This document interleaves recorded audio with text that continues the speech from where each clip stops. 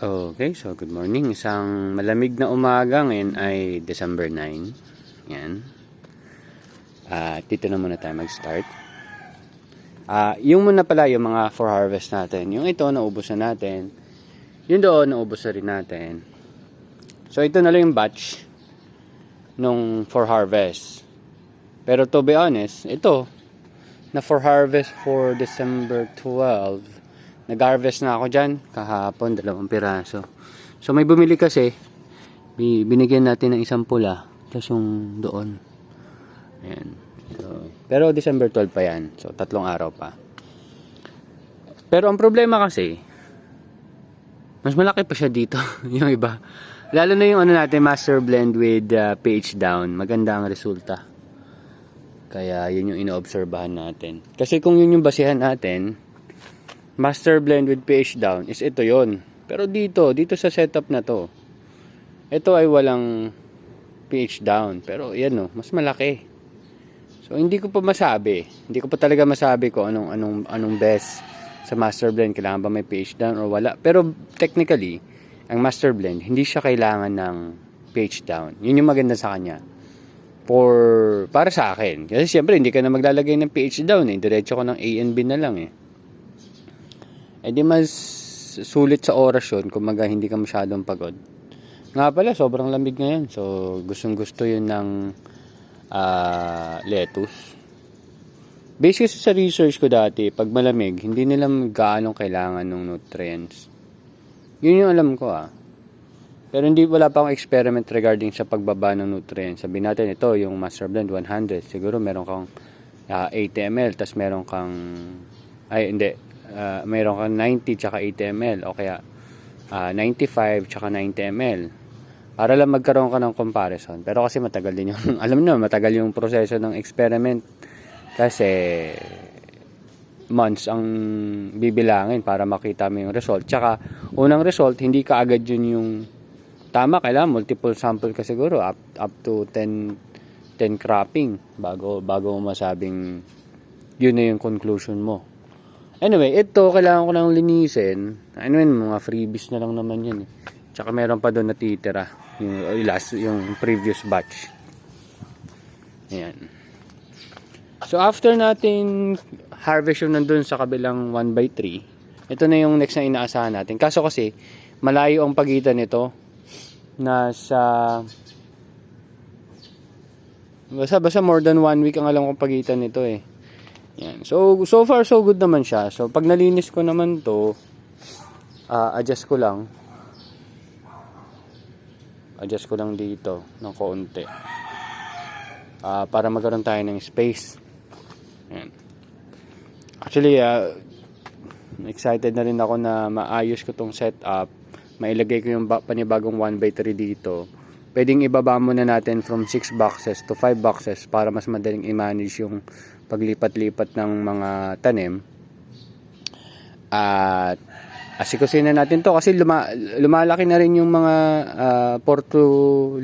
Portulaca, yung Vietnamese rose na inaalagaan ko dun sa indoor nursery. So tinanim natin yung December 4, ngayon na December 9. So 5 days na sila. Yan. So anyway, target ko ngayon is mag-harvest muna para may ma-display. So hindi siya ganun kalalaki pero kailangan nating kunin. Inisip ko dito dito kasi tingnan mo to. Ayan mas maganda So baka dito ako kumuha 4. Tapos yung mga customers ko, yung mga personal customers ko, dito ko kukunan tapos i-freebies na lang natin ng 1 peraso. Diba? Ganun lang mostly yung ginagawa ko sa maliliit. Ginagawa ko siyang freebies. Binibigay ko sa mga personal customers ko. Kasi syempre, tulad sabi ko sa inyo, may personal customers ako. And yun yung talaga nakakuha ng mga freebies sa akin. Katulad nung bumili sa akin kahapon, 100 pesos, pero binigyan ko 5 peraso. Pero good sizes lang naman. Tapos binigyan natin ng pula. Pinakit ko rin dito. Syempre, tatanungin ko muna kung hindi malululain kasi open tong gilid nito Yan. So far so good. Ito lang nawiwirdohan ako. Mapansin nyo, ang lalaki nun nandun sa dulo. Dito sa kabila wala. Hindi ko lang kung nangyari dyan. Pero ano to, Nutri-Hydro. Alam ko Nutri-Hydro to. Yan. Ito, Nutrihydro.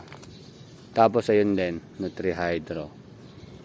Tapos, ito ay Master Blend. Ganun yung yan. Pero ngayon, madali lang kasi magtimpla ng Master Blend. Yung formulation ko na 250 grams ng calcium nitrate para sa 1 litro. Madali lang yon.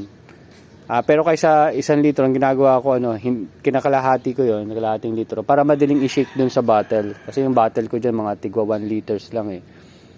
Tapos, ganun din naman dun sa binya, kakalahatiin ko lang. Na-share ko na yon, hanapin nyo na lang kung ano yung formulation ko ng Master Blend. Ganun pa rin naman ginagamit ko. At, ayan, may results. May result din naman dati, pero ngayon parang mas nagli-lean toward ako doon kasi nga wala siyang pH down. So ngayon ongoing testing tayo na may pH down tsaka walang pH down to see the result, kung ano bang better growing. Kasi hindi yan, nakita mo ito maganda yung may pH down, dito man maganda yung walang pH down.